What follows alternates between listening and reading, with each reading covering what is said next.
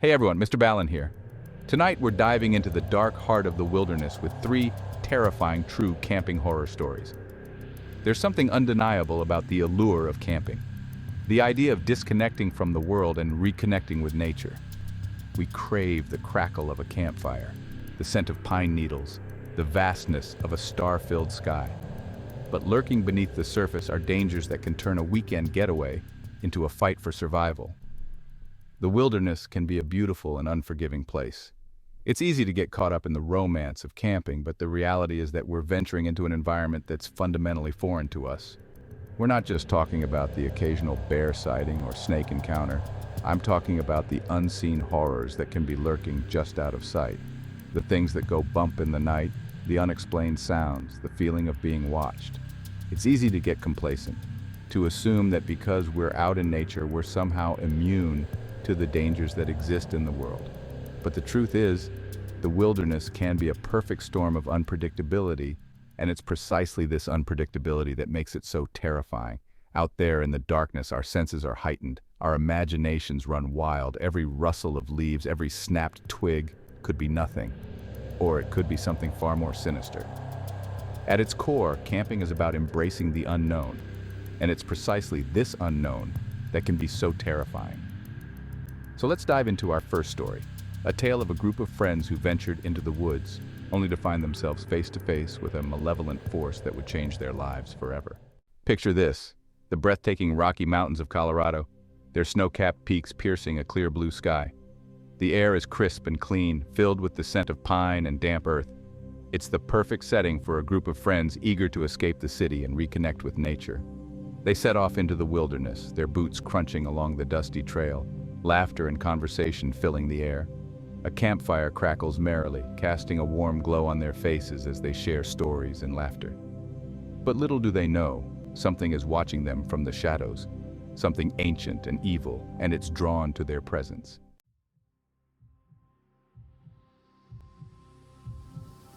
As the fire dies down and darkness envelops the forest, a strange feeling settles over the group. It starts subtly, a prickling at the back of their necks. They try to shake it off, attributing it to the unfamiliarity of their surroundings. But as the night wears on, the feeling intensifies. Emily notices it first, a change in the atmosphere. They hear a twig snap in the darkness. It sounds like footsteps, slow and deliberate.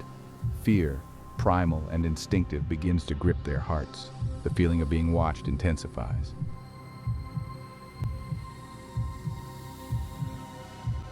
Then, things start to get really strange. They hear whispers, barely audible at first, carried on the wind. They sound like voices, but not human voices, more like guttural murmurs, speaking in a language they can't understand. The whispers seem to be coming from all directions at once, surrounding them, closing in. Panic starts to set in. Emily tries to maintain order, but her voice trembles as she speaks. Jake's bravado has vanished, replaced by a look of sheer terror. Sophia clutches her camera to her chest, her knuckles white. Ben pulls out his hunting knife, his eyes scanning the darkness, his heart pounding in his chest. The temperature drops suddenly, a bone-chilling cold that seems to seep into their very bones. The fire, which had been burning steadily just moments before, sputters and dies, plunging them into absolute darkness. Fear, raw and consuming, threatens to overwhelm them. They huddle together, their backs to each other, their eyes wide with terror, listening to the whispers that seem to be getting closer, more insistent. They know, with a certainty that chills them to their core, that they are no longer alone in the wilderness. Something else is out there with them, something dark and malevolent, and it's closing in.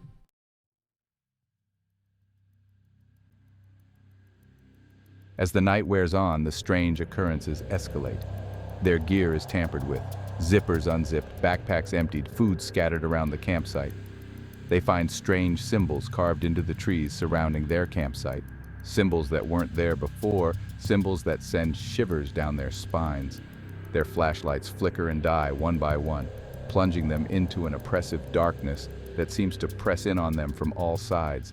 They huddle together, their bodies trembling with fear, their eyes wide with terror, listening to the whispers that seem to be closing in around them like a noose. Then, they see it. A fleeting glimpse at first, a shadow moving through the trees, too fast and too silent to be human.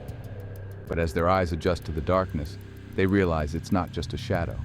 It's a figure tall and gaunt, with long, sharp claws and eyes that glow an eerie red in the darkness. The figure doesn't move.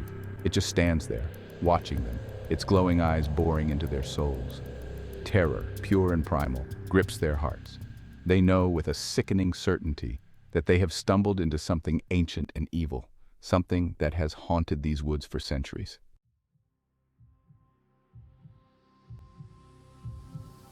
Their survival instincts kick in.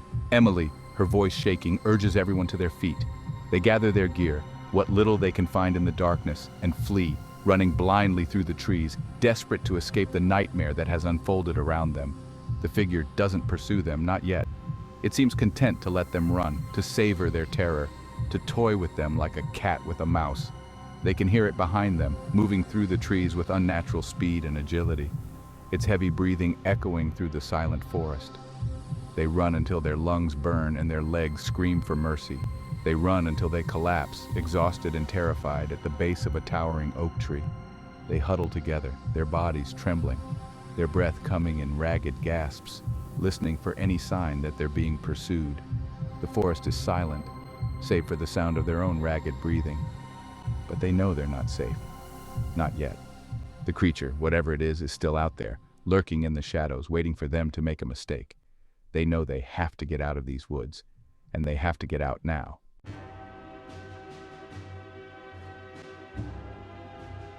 Our next story takes us from the towering peaks of Colorado to the humid, moss-draped forests of the Deep South. Imagine a place where Spanish moss hangs heavy from ancient oak trees. The air is thick with the scent of pine needles and damp earth, and the only sounds are the chirping of crickets and the distant hoot of an owl. It's a place of both beauty and mystery. The Thompson family, John, Mary, Daniel, and Lily, embarked on a camping trip to escape city life. They found a secluded clearing deep in the forest, far from civilization. A babbling brook meandered through the clearing, its gentle music soothing their city-weary souls. Towering trees with Spanish moss formed a protective canopy overhead. They pitched their tent and set about making themselves at home. John built a campfire, its flames casting a warm glow on their faces. Daniel and Lily chased fireflies in the gathering darkness. It was the perfect start to their adventure. But they had no idea they were stepping into a much older, more sinister story.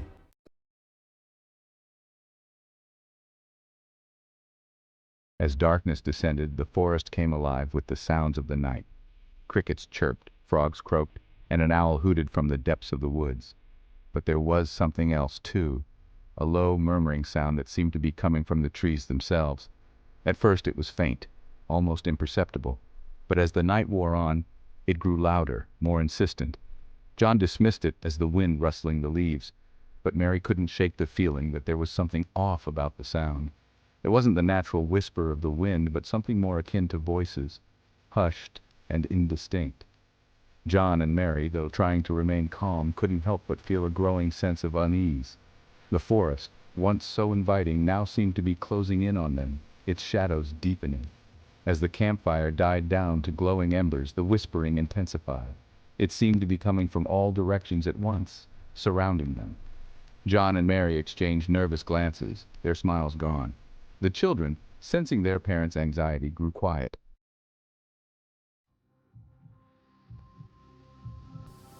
The whispering continued throughout the night, a constant, unsettling backdrop to their dreams.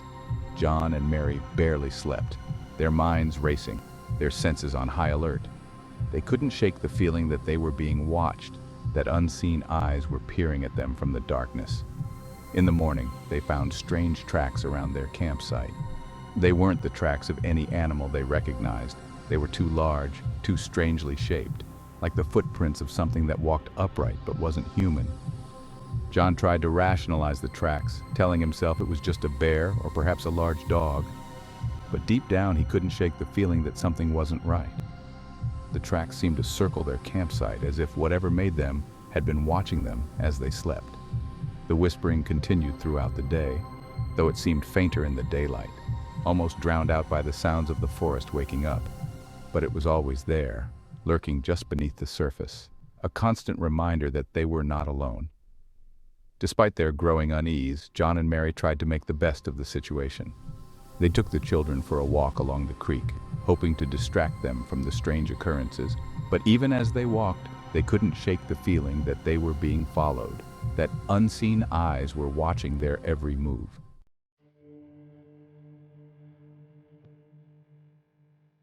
The children, however, seemed less bothered by the strange events than their parents. Daniel, ever the adventurer, was convinced they had stumbled upon a real-life mystery. He spent the day exploring the woods around their campsite, searching for clues as to the source of the strange tracks and the whispering voices.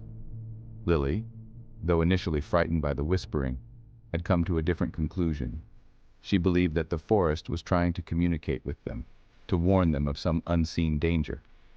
She began talking back to the whispers, whispering secrets of her own to the trees, her small voice filled with a strange mixture of fear and fascination. One evening, as the sun began to set, casting long shadows across the clearing, Lily came running back to the campsite, her eyes wide with fear. "They're coming," she whispered, her voice trembling.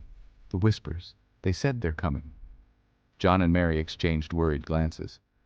They had tried to dismiss the strange events as their imaginations running wild. But Lily's obvious terror was impossible to ignore. Something was wrong. Terribly wrong. And they needed to get out of there. John quickly began packing up their gear, his movements efficient and precise, while Mary tried to calm the children, her voice soothing and reassuring despite the fear that gnawed at her insides. They needed to leave. And they needed to leave now. As darkness fell, they piled into the car, the whispers growing louder, more insistent. John started the engine, its roar comforting. As they drove away, the headlights cut through the darkness. They saw figures moving in the trees, distorted and shadowy in the flickering light. John pressed the gas pedal, the car lurching forward. Figures gave chase, eyes glowing an eerie yellow. They drove through the night until the sun began to rise, a beacon of hope. They never returned to the whispering woods, the memory of that night staying with them forever.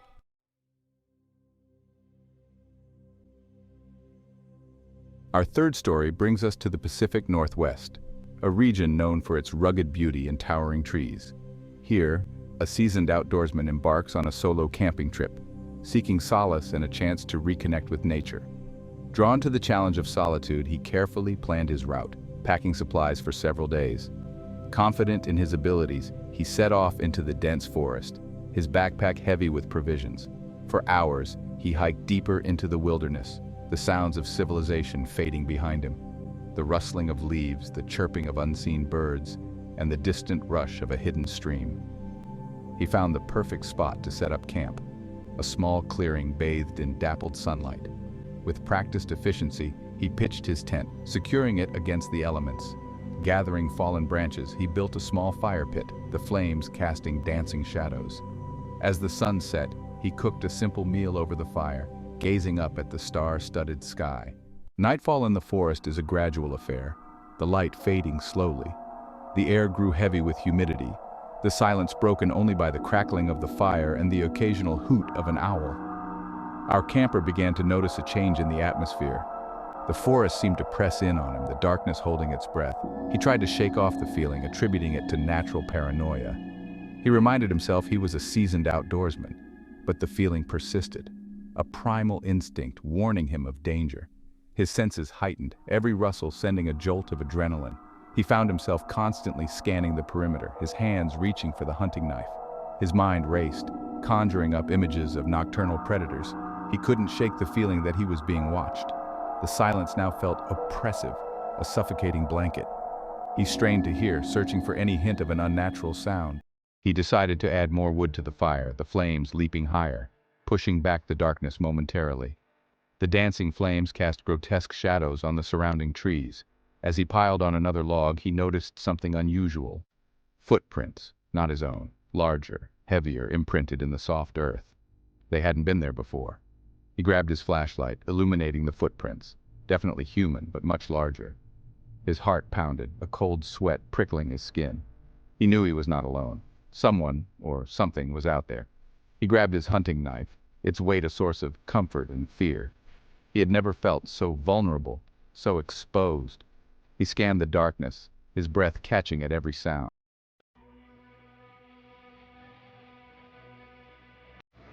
Suddenly, a twig snapped, close by. He whipped around, his flashlight beam slicing through the darkness, but finding nothing. His heart pounded in his chest, his breath coming in short, shallow gasps.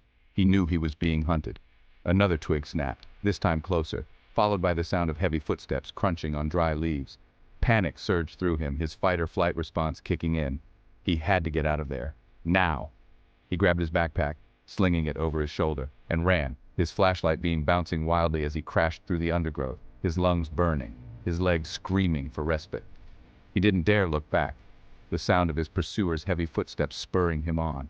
He could hear his pursuer gaining on him, their heavy breathing echoing his own, their footsteps getting closer, closer. He pushed himself harder, his legs pumping, his lungs on fire, his mind racing, desperately searching for an escape route. He burst out of the tree line and into a small clearing, the moon casting an eerie glow over the landscape. He could see his pursuer now, silhouetted against the moonlit sky, a hulking figure, their features obscured by the darkness. He didn't hesitate. He didn't look back. He just kept running, the adrenaline coursing through his veins, the fear lending speed to his feet.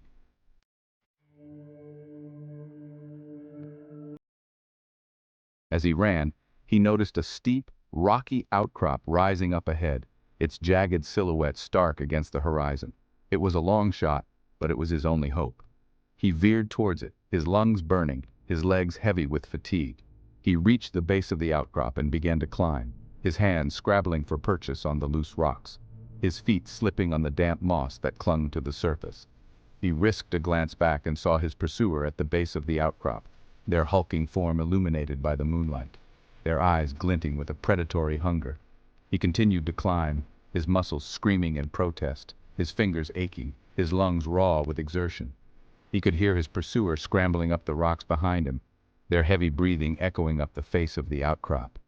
He reached a narrow ledge and squeezed himself into the shadows, hoping against hope that his pursuer wouldn't see him. He held his breath, his heart pounding so loudly he thought it would burst out of his chest. He heard his pursuer reach the ledge below, their heavy breathing filling the air. They paused as if trying to catch their breath, their massive frame blocking out the moonlight. He watched in terror as they scanned the ledge above, their eyes searching, their movements slow and deliberate.